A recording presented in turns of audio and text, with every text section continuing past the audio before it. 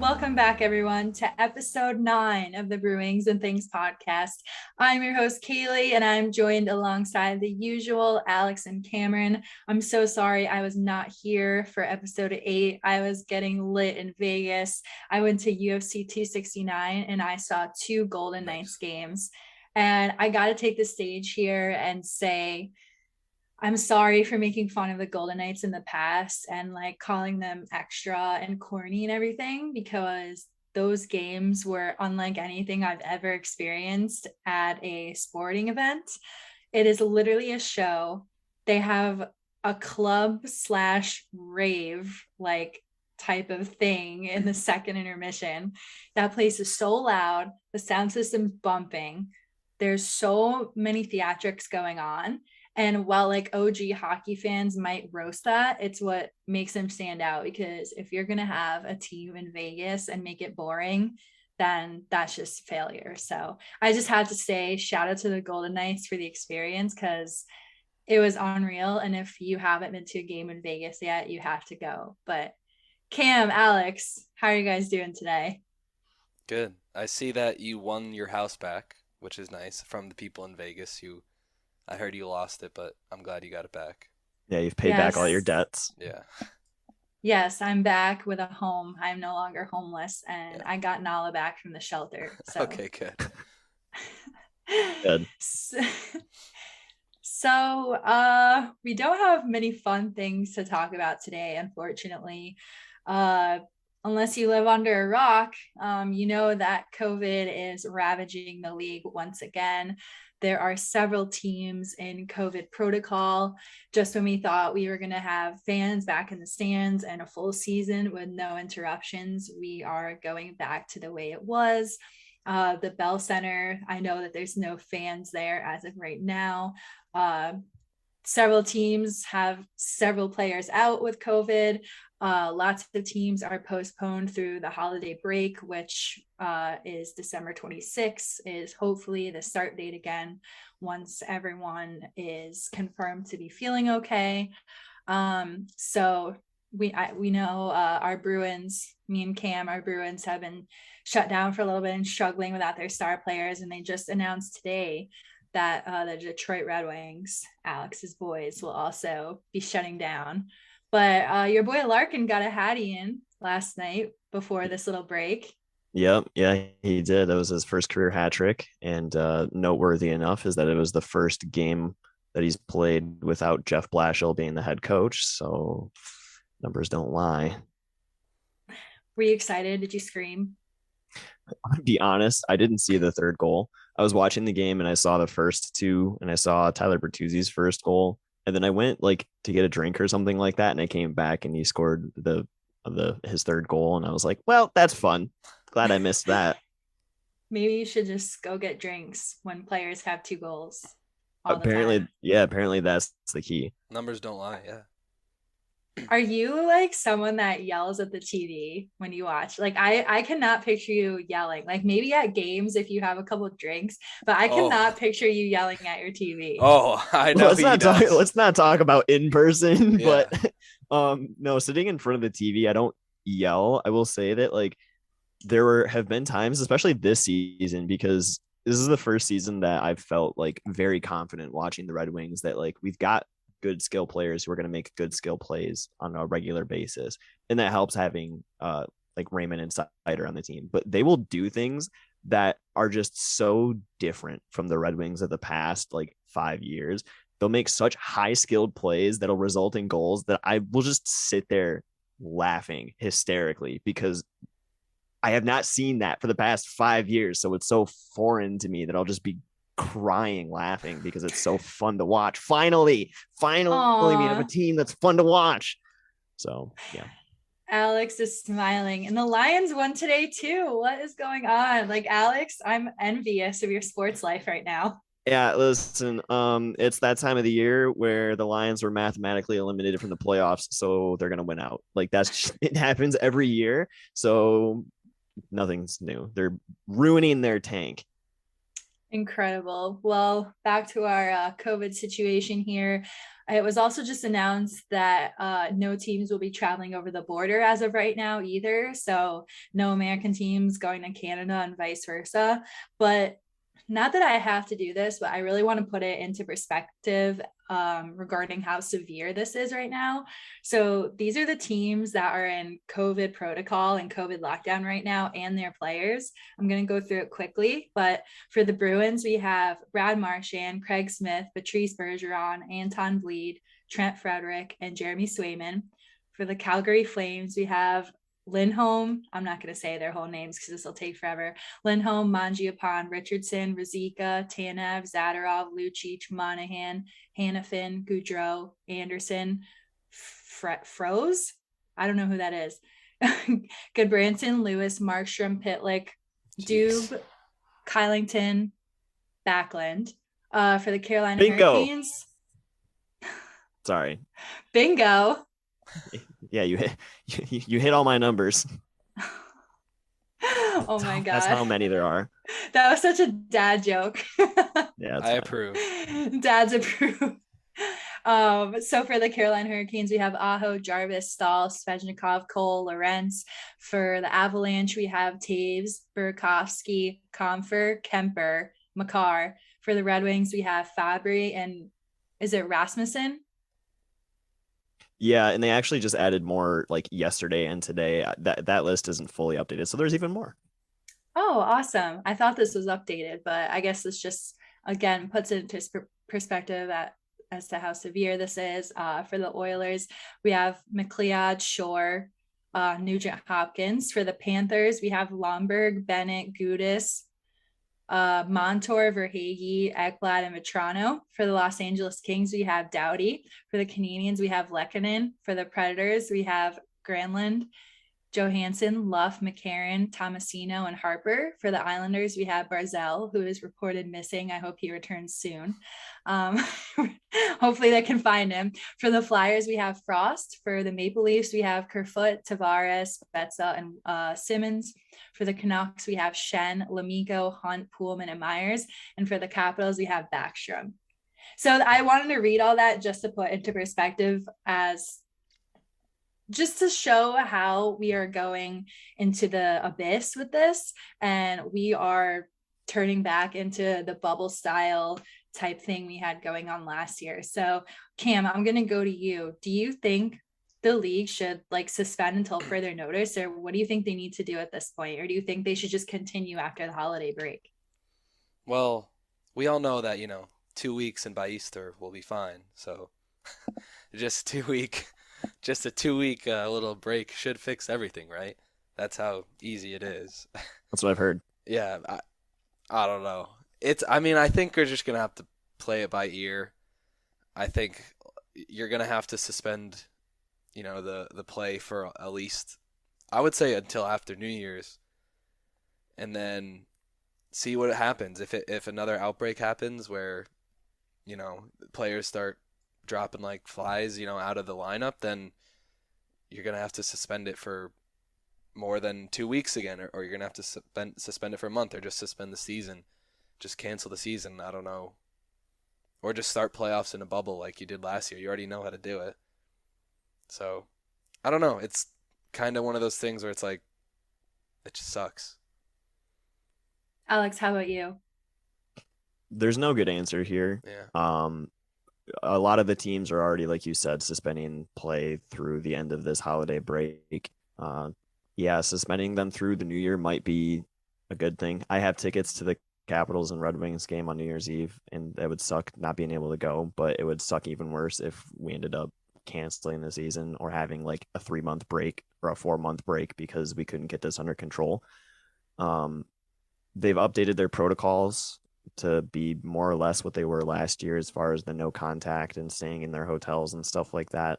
So hopefully that'll help curtail this a little bit, but I think it's just going to be one of those things that maybe by the end of January, every NHL player will have gotten COVID at this point, and then you could play. Yeah, I don't know. I don't know how Omicron does as far as the antibodies and stuff like that, because I know that it doesn't care about the previous variant antibodies, but I don't know how it works with its own antibodies. So I guess we'll have to see. Yeah, I mean, I agree. I agree with you guys. Obviously, they need to get it under control. I do think there should be a brief pause as of right now, because hopefully it'll just go through the motions. And everyone's safe as far as we know. Nobody's experiencing anything severe. It's been a mild cold, is what we've been told for some. Some are completely asymptomatic. So we're glad to hear about that. Obviously, we care about the players. They're not just for entertainment. They're humans with families, and we want them to be okay.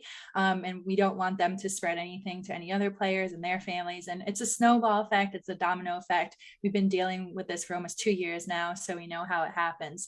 But like you guys said, I think it's smart to just pause. Every team needs to pause. I don't think it's fair that some are playing, some are not. Just totally take the break, spend the holidays with your family, maybe come back after New Year's.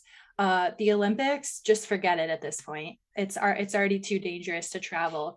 If you're not letting travel go to Canada and vice versa, you're going to go to China. Like, that's just, to me, the Olympics is just an accident waiting to happen. And I would rather take these postponed games and fill it in for when the Olympic break was going to be. To me, that makes the most sense.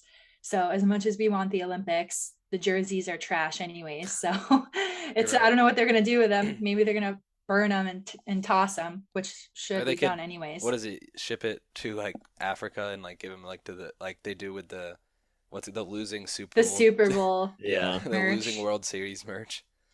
Hey, honestly, all jokes aside, maybe send them to some underprivileged kids that could wear them. That would be cool. A cool hockey jersey. Yeah, like what you were saying, that's actually a really good idea.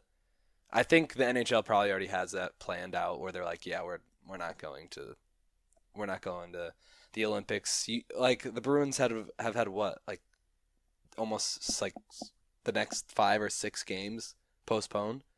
Not to mention they're already really behind in games because of the NHL scheduling. I think the NHL is personally punishing me for exposing what frauds they are, so they decided to give everyone COVID. Yeah, I saw that they have like 56 games to play in like 103 days or something like that. Yeah.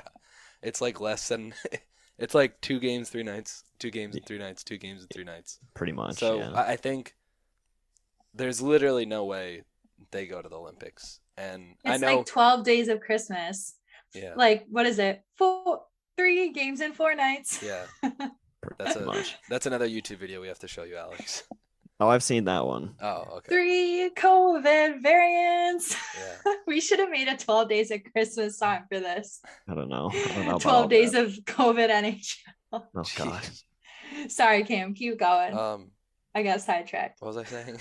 Oh yeah, Alex, because me and you were talking about last week. We were like, well, we'll see what happens, but I think we know what happens. Yeah, we definitely did see.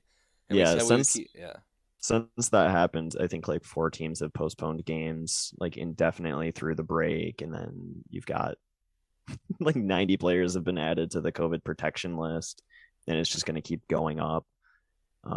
Yeah, I don't foresee this being solved anytime soon. It's probably going to go through the end of the calendar year and then into the first couple of weeks of January of next year at least. So honestly, what they should probably do, if I were in charge of the NHL, I'm going to get my big brain on here for a second. What they should probably do is postpone play through the first part of next year, a couple of weeks into the year, and then use that time and kind of maybe push back the schedule in total a few weeks, change the set deadlines that they have for like the trade deadline and for the start of the playoffs, and push it back a few weeks, and then use that time when you would have gone to the Olympics but are no longer doing that, and just kind of fill in the gaps there. And honestly, it would help teams like the Bruins that have more games to play over a shorter amount of time, so allot them more time to be able to do that.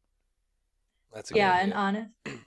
Yeah, I think that's a good idea. And honestly, as much as I just want everything to be normal, we all do, I would not mind another bubble playoff setup, because let's be honest, that was incredible. We had hockey games like every 2 hours on like weekdays. Like it would be like a Monday and it would be like noon, like 3 p.m., 5 p.m., 7 p.m., 9 p.m. Like we were stacked. Like we were all in lockdown, just eating snacks. Like, all right, I'm sitting down for my 9 hours of playoff hockey today. So if that has to happen in order for us to continue the rest of the regular season to playoffs, I'm totally fine. I don't know about you guys, but the bubble era of NHL seems like a fever dream, but it was so much fun, especially the 5 overtimes. For personal and professional reasons, I can't confirm whether or not I was watching the games in the middle of the day, but of course you weren't. No. Why would I do that? You would never. No. I just hated the bubble because of the lack of fans and the lack of home ice advantage, which just kind of just destroyed a lot of teams, I think, and made it. I don't know. It didn't make it as fun to watch, to me, in my opinion. Even though there was a lot of it, it was like quantity over quality. Yeah, I mean, it's not as fun to watch, and I don't want that to happen. But if you want hockey, and that's one of the only options, it's better than no hockey. So, I mean, people are out here like, cancel the season. I'm like, what? Like, no, there's smarter, better ways that this can be worked through. Almost every player is vaccinated, so there should be not pointing any fingers. But there's just, I think I'm praying that this is the one hiccup and then we can be smooth sailing from here. But I'm not for canceling the season. Pause it now, get it under wraps, and then we'll see where we're at after New Year's. So if they were going to do bubble, I would think that that's something they would be talking about right now, like doing bubble through like the beginning part of next year through like March, and then reevaluating and possibly opening it back up to fans at that point, because either by that point COVID will have ran through pretty much every official, because that's the other thing too, is there's officials that have COVID that are out with that, and you run out of referees. You run out of referees, and like you're not able to play games. So we don't need refs. Well, I agree. But replacement refs, baby. If we're able to like get through March and 90% of the league has had COVID by that point, or if they're able to completely mitigate it from spreading any further, then at least we'd have that. So I want to know what you guys think about how they're testing for COVID now, because both Hellebuck and Steve Yzerman both kind of had the same opinion about how they're doing the testing and the protocols that they have. I will admit I do like what Hellebuck said about it. He was saying that most NHL players do feel this way, and I feel like it should be their choice, since they are the players and they are the employees basically of the league. And it's like your employers at your job standing up and saying, well, this is how we feel. And I feel like they need to take this into account. But what Hellebuck said about it is, I think it's doing a lot more harm than good. Everyone I've talked to, they're in agreement with that. We need to be informed, and then we need to be able to make our own decisions. He said, I think our fans need to be able to come to the games and need a team to cheer around to bring the community back together and bring people's spirits up. It's something I look forward to, because all of these shutdowns, and I know me personally, all of these shutdowns are just hard on families mentally, and not being able to live your life the way you want to live. It's tough on people. When this league is starting to go back to those ways, I just don't see if they're really thinking about how it is affecting people. That's how I feel about that. We all chose to be there. We all got vaccinated. We made the sacrifice to show the people we care about, the fans. That's why we do what we do, for the fans. We care about giving them something to cheer for, something to watch. I don't want to go too much further into this because it's too personal, but I think it just needs to be people's decisions. So I honestly like what he said there. He's saying, we did our part. We got vaccinated. We're asking fans to be vaccinated. I'm pretty sure every NHL arena either requires you to be vaccinated or you have to wear a mask. It's either or, and some are both. I know when I went to TD Garden for the Bruins game, I had to show my vaccination card, and I'm fully vaccinated. I have nothing against vaccination, obviously. I show my vaccination card, and you also had to wear your mask in the building. Whereas the Golden Knights, they required masks, but they did not require vaccination. But everyone had signs. Everyone was like, please put your mask on unless you're eating or drinking. So for me, I really like what Hellebuck said. He wasn't disrespectful. He basically was just saying the players should be able to choose because we want to continue with the season normally. We want fans to be able to participate. And again, I think he's trying to say what Yzerman said, which is none of the symptoms have been severe, and that no one is actually getting hospitalized because of this, and nothing has been too serious, thank God. But I think what he's saying is that all the players feel that it's okay to continue moving forward and not have these crazy protocols and go backwards. So Cam, what do you think about what he said? Do you think, I'm not saying that, because I think Steve Yzerman said they should stop testing, which I don't agree with. I think you should still test, but if a player feels okay, and okay to play, which they know because it's their body, I feel like we should let them play. So Cam, what do you think about that? Yeah, it's another like hard answer that you have to give that not there's no right or wrong really, where you could go the route where it's like, okay, if you feel okay and you want to play, like if I have, a sinus infection, or I have like a other illness or something that's transmissible, like people still play and they don't tell people, and maybe there is a sickness that goes around, um, and people get sick and they're fine, but obviously it's detrimental to the team if, 9 players like the Bruins, I'm pretty sure they have 9 players that are sick. That's not good. And I guess if you're worried about getting sick health wise, and you're worried about your family, how it affects your family or stuff like that, then I think you should definitely not, like, you should be allowed to opt out and not play during this time if they were to go ahead and do that. Yeah, like they did with the bubble. Tuukka opted out. Yeah. But he opted out because his daughter had an emergency halfway through, but he felt like he needed to be elsewhere other than the bubble, and players opted out of the bubble. So yeah. I feel I agree with you. It should be the player's choice. But the thing is, just like what happened with Tuukka, is he literally had an emergency with his daughter, not even because he was like, I don't feel safe with COVID. It was like a medical emergency that he had to go home, and he opted out. And still people were commenting that he like was weak and that he left the bubble and that he like not a team player. So like the fact that I do say, oh, a player should just be allowed to like opt out, like I almost feel like no player is going to do that. Even if they are scared, they're going to get ravaged by the fans. They're going to get, beaten up so hard. That's a good point. So it's kind of like anything in hockey, like with the whole sexual assault thing. Like, you're tough guys.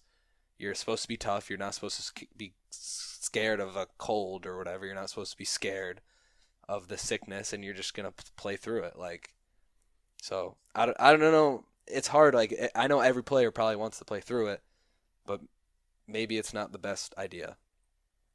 Yeah, and before you move to Alex, I could just also go over what Yzerman said. He said, I know I'm getting political, but at the end of the day, our players are testing positive with very little symptoms, if any symptoms at all. I don't see it as a threat to their health at this point. So I think we need to take it a step further and question, why are we even testing guys that have no symptoms? So, and then he said, players ultimately want to play. None of the players have come to us and said, hey, we should shut this down. If they feel that way, they haven't expressed it to us. I think our players have been very positive in saying, just tell us what we need to do and we'll do it. They've been acceptive of the protocols, whether they like them or not is irrelevant. They've been willing to follow them. I think ultimately they just want to play and get through this to the best for all. Nobody wants anybody to get violently ill, deathly ill, anything like that. Guys are willing to do their part. But I think right now, my perception is they will do what they have to do. They want to play and get through it. So again, what I'm thinking is maybe they could even do an anonymous player vote so no one gets criticized. And then make it the player's choice because they're the ones involved, and even the staff. They should just maybe do an anonymous poll. I don't know how they would do it or what resources are available there or how they would utilize that, but some type of anonymous poll. Like, do you feel comfortable? Like, should we should we still do testing? I think they should, but they should ask me, the coaches, staff, players, all these questions, and then reevaluate and see how they feel, because it does come down to them. The fans shouldn't have any say in it. And same with the fans, though. If you want to go to a game, if you feel safe enough, go. If not, stay home. So, and I hate that this stuff has to be political.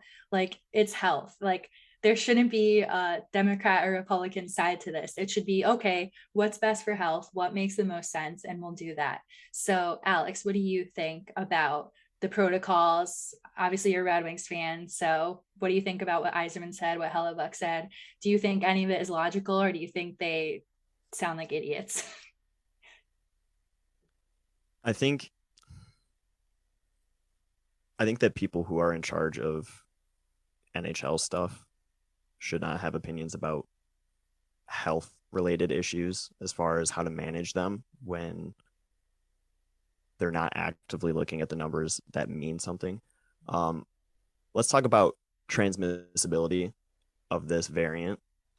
The original COVID variant had an R0 value, which, for those of you who don't know anything about this kind of stuff, R0 effectively means the number of people that can be affected by the original person who has it. Say I have COVID. The R0 number of the original variant was like 2.5, meaning I could get on average 2 to 3 people sick. The R0 value of the Delta variant was about 7, which means 7 people could get sick from me. The R0 value, the early numbers, and this is still very early into Omicron, the early numbers show that the R0 value is close to 25 for the Omicron variant. That's a lot of fucking people. That is a lot of people. It's like a whole NHL team. Yeah. That's COVID why you see analytics. Like, one person can get basically the entire NHL team sick. And that's why you need to test. I don't care if you're asymptomatic, you can still transfer it. And beyond that, there's something called contact tracing that happens with everybody. You can get people who aren't on your team sick. If there's fans in the arena, you can get them sick. This is an aerosolized virus. It's very easy, especially with this variant, to transmit it. And that happens through the vaccines.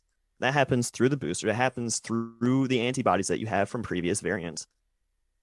This is a very highly transmissible thing. The vaccine does not prevent you from spreading it. Yes, it's good that you got the vaccine, because what that does is it helps reduce the symptoms and it helps keep you away from hospitalization.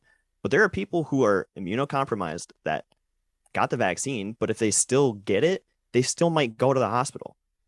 And the hospitals are already getting overwhelmed. We are very early into the Omicron variant, and the hospitals are already getting overwhelmed. We do not need this thing spreading further than it already has to. And testing helps that.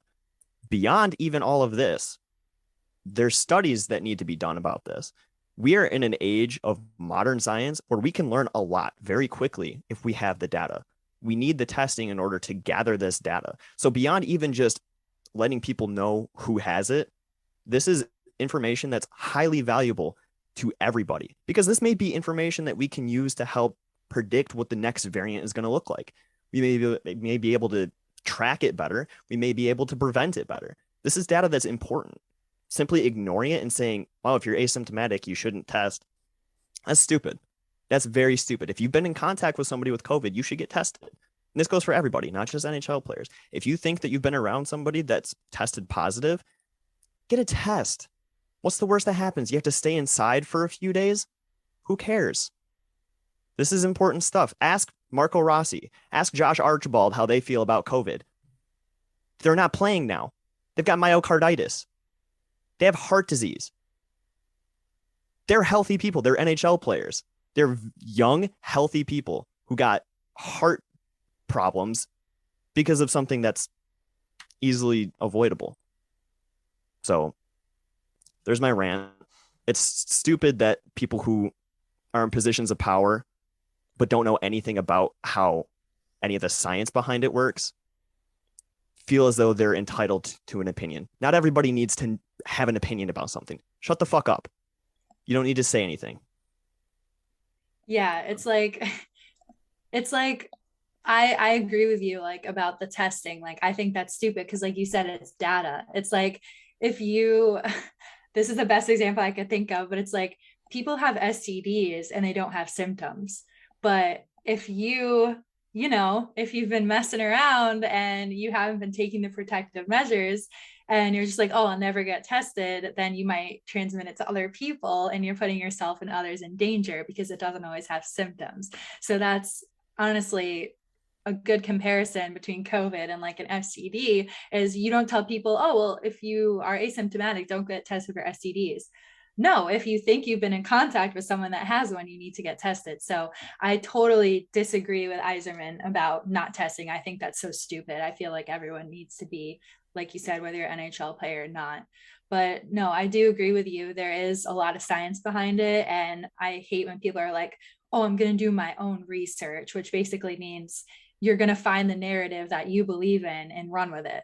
So I don't believe in doing your own research either, but I agree with Hellebuck and what he said about, playing and protocol, but I definitely do not agree with Yzerman about not testing. I think that's very dumb. And like you said, you need to trace where it came from and we need to figure out what variant it was. And they're still studying the Omicron variant because this is new. And there's just, like you said, there's just so much science and athletes are far from scientists. So they should definitely not speak on the scientific part of these things, but I do agree with you. And I think that was very well said, Alex. So, but we can, unless anyone has any other input, we can move on from the COVID talk because it is quite depressing after a while. We're going into 2 straight years of this. So we are tired, sick and tired of being sick and tired. So let's move on to we're just going to talk about like a standings update since, there's kind of a lull in the league right now and we're almost at the midway point of the season. So let's just kind of talk about like what surprised us or, if we expected certain teams to do how they're doing. I'll just go first. I think the biggest surprise for me so far has been the Islanders being shit. Just because of how far they went last year and there was such promise with their new arena. UBS, not USB. I said USB last time and Cameron was like, that's because you got to unplug the Islanders and plug them back in. That did make me laugh. I'll give you that. Good. But yeah, I would say for me, the Islanders and the Ducks. The Ducks are a freaking wagon and we all know what happened with the Zegras Milano goal that broke the internet and Troy Terry had that crazy point streak. But I would say surprised about being shitty for me was the Islanders and surprised about being really good was the Ducks. I mean, the Ducks are second in the Pacific Division right now, right behind the Golden Knights. They're actually tied in points with the Golden Knights. So that is unbelievable to me. Because I was like, oh, the Ducks are still in a rebuild, like, maybe in the next couple of years, but I admit I wrote them off entirely.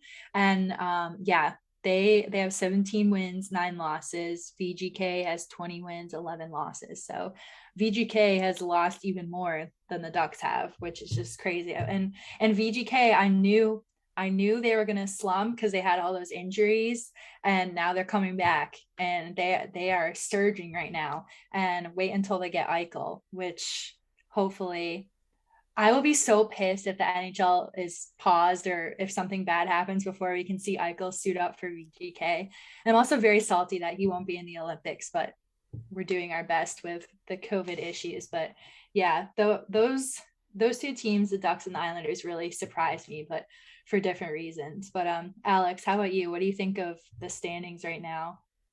Yeah, the Islanders is probably the biggest surprise overall. I just think because starting out, was it 13 games on the road to start the season? That's tough. That's tough for any team. You don't have any kind of stability. You're traveling so much. And I think that just kind of tanked them. That ruined their confidence as a team. They're not gelling the way that they typically do. They're not playing their typical game. So that kind of set them back pretty substantially, I think. Personally, on a personal note, I think, we're all very surprised to see that the Red Wings tentatively by Christmas have a playoff spot. That's just insane and definitely not going to keep up, but it's fun to see. Another one would be the Canadians struggling as much as they are. I mean, we kind of knew that they weren't necessarily going to be the cup contending team that they were last year, but being at the bottom of the Atlantic, and that's behind the Senators and the Sabres, like that's kind of insane. The Metro's kind of shaken out aside from the Islanders, pretty much the way that we expected it to, with the top teams being at the top. So, and the same with the Central. The Central is pretty much exactly what we expect. The Avalanche weren't playing exactly the way that we expected them to, but their points pace, they're playing okay. And they had some injuries to start the season, and they're starting to get back on track. Cam, what about you? What is your opinion on the standings right now? Who shocked you? I don't think we're talking about the Wild as much as we should. Well, first off, let me say, in the beginning of the year, we made predictions, and almost every single one was wrong. And I don't think they were bad opinions. I think it's just goes to show in the NHL, you never know what's going to happen. You never know what you're going to get in the NHL. The Wild are first in the West. They're the best team, the best in the West, or they're tied with the Ducks and the Knights. So people are not talking about them at all. Like, no, I don't hear any news about the Wild at all. And they really don't have like superstars on the Wild that you see in highlight reel, on highlight reel goals or highlight reel saves or anything. It's, just, what is it, right? Max Talbot playing goalie. Yeah. And Kaprizov. Yeah. Kaprizov is leading unreal. Zuccarello, Hartman. There's not superstars. There's good, obviously, yeah, Kaprizov is great, but other than that, no one's talking about the Wild. They're first in the West. Cam is stressing. Sorry, someone talked about the Wild. I will be talking about the Wild from now on. Actually, my betting is about the Wild, but we'll get into that later. That's my biggest surprise. Everyone thought that they were going to be a fringe team at best, or maybe third in the division for the wild card. They were going to be like a second wild card spot or something, but they're dominating the Western Division. Yeah, I think I said that they were going to be trash. They're dominating the Central Division. Yeah. Well, also their Central Division is ass, so, but still, they're a good team. I mean, the Predators and the Blues and the Avalanche are not bad. They all have 39, 36 points. I know, but overall, it's a very and also the shitty division. The Wild have 29 games played, and the Predators have 30. The Blues have 31, and the Wild are still ahead of them. So they have 2 games in hand from the Blues and a game in hand from the Predators, and still are in first. Besides the obvious reasons, the Blackhawks fans should be feeling pretty bad right now about their team, just because, they were buyers this off season and they sold off so many futures in order to get players who really, they're okay. You can have opinions about Seth Jones, but then Marc-Andre Fleury picking him up, and that contract is just huge. And then spending money, actual assets in order to get him, along with some of the other stuff that they did. They gave up that first round pick to the Coyotes and stuff like that. It's very questionable stuff going on. It's going to be a long way back for them. Yeah, it's very bleak. Yeah. The glory days are over. Yep. So we will move on. We just want to do this fun little segment that we have in mind. So we're going to do a Christmas hockey wish list. So we're all going to say kind of something we want for our teams for Christmas. I will go first. I bet none of you saw this coming, but my wish is that Tuukka Rask will join the Bruins. Alex is rolling his eyes at me. Tuukka Rask will join the Bruins in January or February at the latest. And nothing against our goalies right now. Swayman and Ullmark have been holding down the fort as best they could. Swayman is still super young, has a lot to learn. Ullmark has been very streaky. However, just before this pause and COVID mess, he actually had some really good games. I think the last 2, it seems like ages ago, the last 2 that he played really well in were against the Oilers and Flames. But he played incredible. But I'm ready to see Tuukka. I miss him so much. I want him back just in time for the playoffs. It's no secret he's still our number one, no matter what the haters say. And I think hopefully once everyone is healthy and everything, the break is over and everyone's out of COVID protocol and they could get the team going again. Because like Cam said, we had all these breaks in the beginning of the season. We had like one game a week, and now we're not seeing them play anymore either because of COVID. So if we can get all this out of the way and get Tuukka back when the team is whole again, I think the Bruins will have a much better chance at a push for the playoffs, because as of right now, they're trending towards a wild card team, and that's if they're lucky. If they keep doing what they're doing. But yeah, like I said, no secret that this team needs Tuukka. He wants to be here. The Bruins want him back, so I see no issue with that. But Santa, if I could have Tuukka is back written on a note in my stocking, I will love you forever. So it's either that or I'm going to get Cole, or Tuukka's going to get Cole from angry Boston fans because apparently he sucks. But yes, Tuukka, please come back. Santa baby. Da, da, da, da, under the tree. Wow, that was really good. Wow, you killed it. Thinking on your feet there. 2 U's, 2 K's under my tree for me. All right, I'm done. I'm singing. So let's move on to the next. Cam, what's on your Christmas hockey wish list? Santa baby, ship the Brusque away from this town right now. Wow. Because he can't score. Santa baby. That's my wish list this year. You talk about adding a player, I talk about getting rid of a player for the Bruins. Addition by He has subtraction. 8 points in 25 games. That's okay. It's a little bit better than what he's been doing, but I still don't think he's like fit on this team. I don't think he has a good fit. I think he needs to move on, and I love him. I think he's a good guy, but he needs to go to another team. And I would love for the Bruins to get a few prospects or a pick or something for him where we could turn it into something good, because he's kind of just been mulling around, not producing what like we wanted him to, and which is kind of wasting his talents and wasting our money on him. So let's get him out of here. Jake DeBrusk for David Krejci. The trade is 1-for-1. Who says no? Yeah. Jack Eichel. A league interleague swap. Yeah. Just ship him overseas. David Krejci's coming back anyway because the salary cap doesn't exist, and we're going to pick him up off waivers. Why can't we just circumvent the cap? Yeah. Tampa did it. Should we call Kucherov and be like, yo, can you help us out here? We want Krejci back. We want to play you guys in the playoffs. Let's go. Maybe I'll go see him play when I go to the Czech Republic. Yeah, Cameron is going to Europe, so yeah. Oh my God, you should go and like bring a sign and like get a Krejci jersey. I have no idea where he plays. Him. Does he play in? We'll talk about this later. But yeah, you should go watch him play. I would love to see like a KHL game or like just attend any like European League game. It would be like a whole new world. A whole new world. All right, you're what one more. What is making me sing? You're one more song away from getting muted.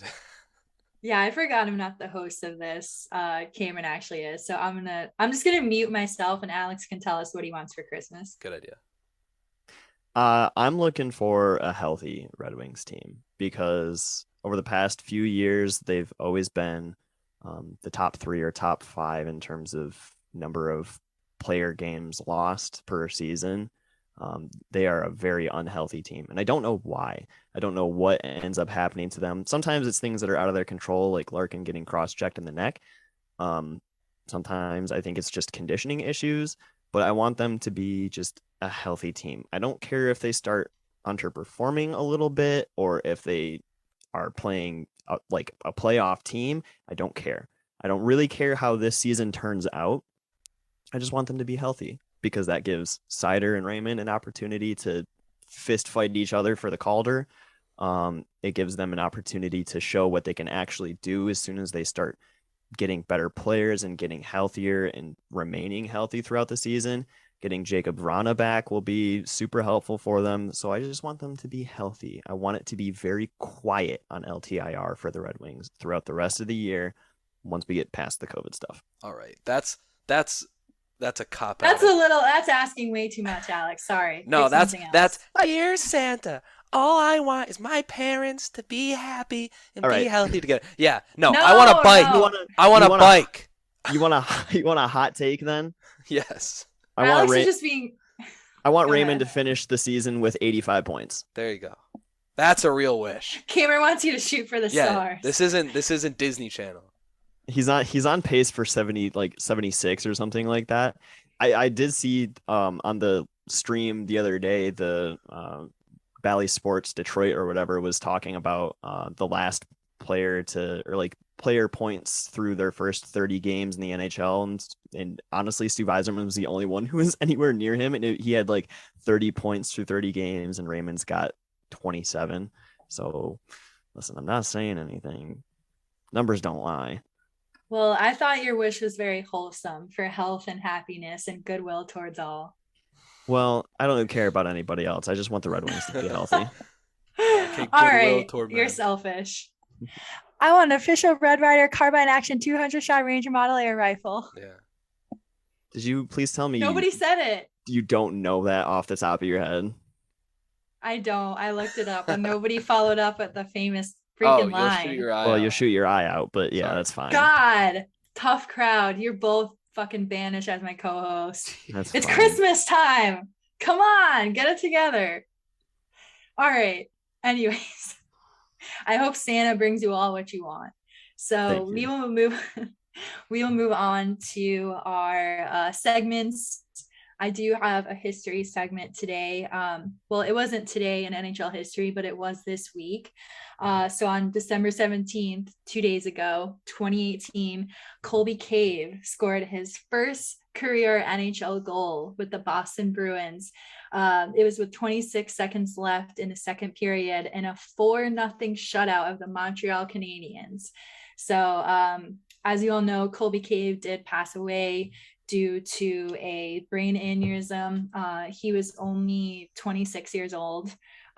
Very sad situation, but I'm thrilled that he was a Bruin, and I'm thrilled. Oh, I'm sorry, correction. He was only 25 years old. So this kid was my age and Alex's age when he passed away in April of 2020. But I'm so happy that he did have his time in Boston, and that he has his widow, Emily Cave, and his family have that special memory of him scoring his first NHL goal in Boston. This is a story that is still very hard for me to process. So I wanted to mention his first NHL goal on the pod, since it was this week, 3 years ago now, right? Yeah. Wow. Time flies. But yeah, I've been following his widow, Emily Cave, very closely since all of this happened. And she is just one of the strongest, most beautiful people I don't want to say ever met, because I don't know her personally, but through social media, she's just incredible. And I have no idea how she has survived this and has been so just amazing. And she radiates so much love and light. And I just want to give her that shout out, because it's such a tragedy what happened. And she mentions the Bruins a lot, and all the current players still help her out with things, and they're there for her. And I know she has lifelong friends in Boston, and she loves the city of Boston. Also the Edmonton Oilanders. Also the Edmonton the colors are the Oilers. same, so yeah. Oh my God, I need to go to bed. The Edmonton Oilers. That's like the crossover we never want to happen, the Oilanders. But anyways, the Edmonton Oilers was also a team that Colby Cave played for, and she also mentioned how special that team is to him as well. So shout out Colby Cave, may he rest in peace. And I just want to give a little tidbit on him and remember his first NHL goal this week, 3 years ago today. So he's a beautiful soul, and Emily Cave is as well. So we'll move on to Cam with some betting. Do you have any Oilanders No, bets for us? I don't. Yeah, Caylee, you I don't know what you took in Vegas, but the effects are still wearing off, man. I don't know what's Why going am I a podcast host when I said USB Arena and the Edmonton Oilanders? Oh, I don't know. I ask myself that every week. Well, that's why you have the Zoom host privileges. Yeah, that's so why. you can mute me. Yeah. Okay. Well, in betting news, we don't know what my bet of last week. We don't know how it turned out because the game got postponed, unfortunately.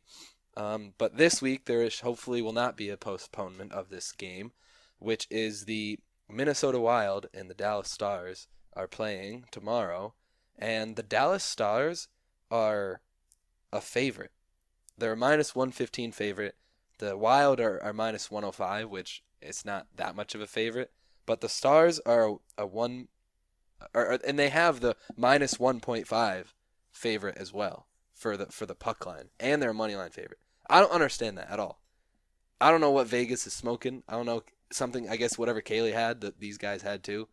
But the fact that the Minnesota Wild, I was just bragging about how they're first in the conference, and the Stars are like, I think, 8th, or they're like dead last in. Let me look. Conference. The Stars are 12th in the conference, and and also Minnesota's healthy. It's not like they have tons of players out. They have 2 injuries, not significant players either, and the Stars are just not good. Like, so, pound the Wild money line, and if you want, you could pound the Wild puck line, which is plus 1.5. Essentially, bet your life savings on on the Wild. But don't take my advice and don't do that. But do that. You'll shoot your eye out. Yes. That's all. Great. All right, Alex. I know you had some COVID analytics earlier. So do you have any hockey analytics as well? Nope, that was it. Yeah, no, I do.